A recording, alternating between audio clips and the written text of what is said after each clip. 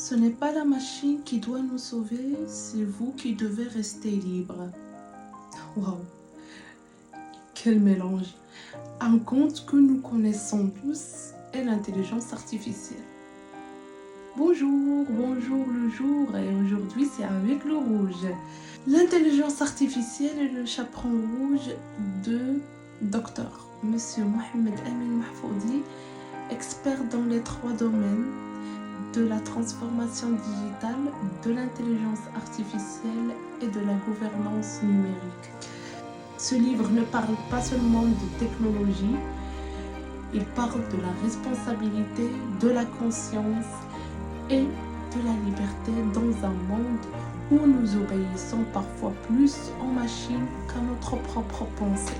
Ce qui m'a interpellée, c'est cette audace, relier le chaperon rouge à l'intelligence artificielle.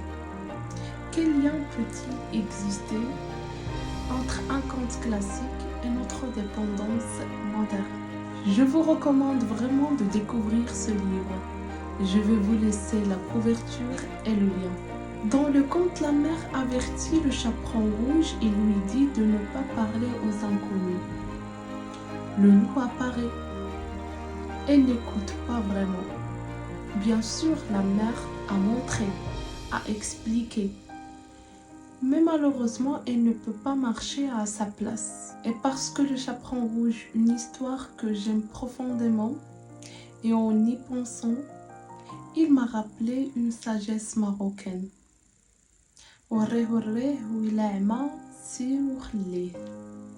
Et par exemple, dans notre culture marocaine, on prépare le thé, on choisit les feuilles, on attend qu'il infuse, on verse, on sert et on attend.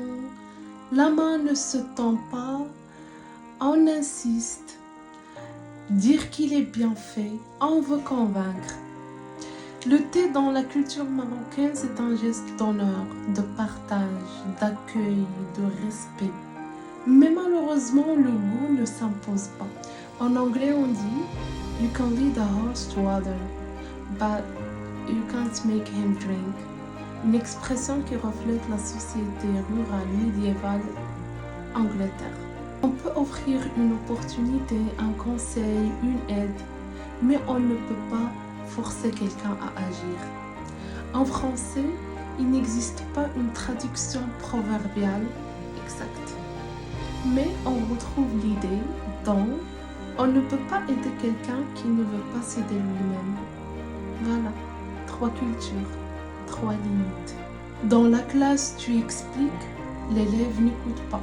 Dans le travail, tu clarifies, le collègue est indifférent. Dans le commerce, tu proposes une solution, un produit, le client refuse.